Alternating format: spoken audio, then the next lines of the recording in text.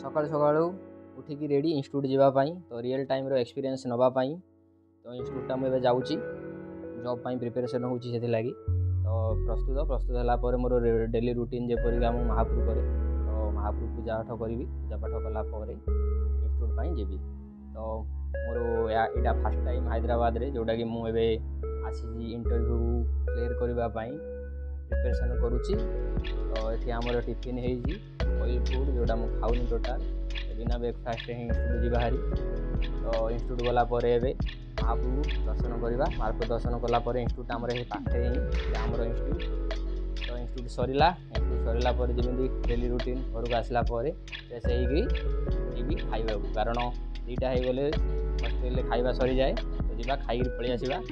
ଖାଇକି ପଳେଇ ଆସିଲା ପରେ ଆମର ଯେମିତି ଡେଲି ରୁଟିନ୍, ତ ପାଠପଢ଼ା ଆରମ୍ଭ, ପ୍ରିପାରେସନ୍ ଫର୍ ଇଣ୍ଟରଭ୍ୟୁ।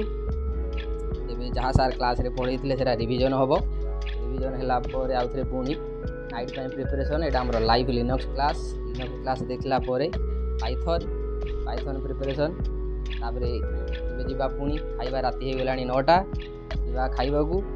ନହେଲେ 9:30 10ଟା ହେଇଗଲେ ଖାଇବା ଶେଷ। ତ ଯାଇକିରି ଖାଇକିରି ପଳେଇ ଆସିବା। ଖାଇକିରି ପଳେଇ ଆସିଲା ପରେ ଆମେ ଯିବୁ ଏବେ ଚାଲିବାକୁ, କାରଣ ଖାଇଲା ପରେ ଆମେ ଘଣ୍ଟାଏ ଚାଲୁ। ତ ବାହାରକୁ ଯାଇକିରି ଏବେ 1.5 ଘଣ୍ଟା ଚାଲିକିରି ଆସିବୁ। 1.5 କିଲୋମିଟର ଚାଲିଲା ପରେ ଏବେ ବାହାରେ ଗୋଟେ ଫ୍ରୁଟ୍ସ କିଣିଲୁ, ଫ୍ରୁଟ୍ସ ଖାଇଲୁ। ପୁଣି ଆଉଥରେ ରିଟର୍ନ ରୁମ୍କୁ। ପୁଣି ପାଇଥନ୍ କୋଡ଼ିଂ ଆରମ୍ଭ।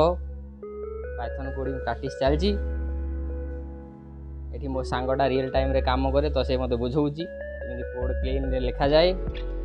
ରାତି ହେଲାଣି 12:30। ତ ଏବେ ଯିବା ଭିଡ଼ିଓ ଏଡ଼ିଟିଂ କରିବା, ଶୋଇବା। ଦେଖା ହେବା ଆଉ ଗୋଟେ ବ୍ଲଗ୍ରେ। Thank you.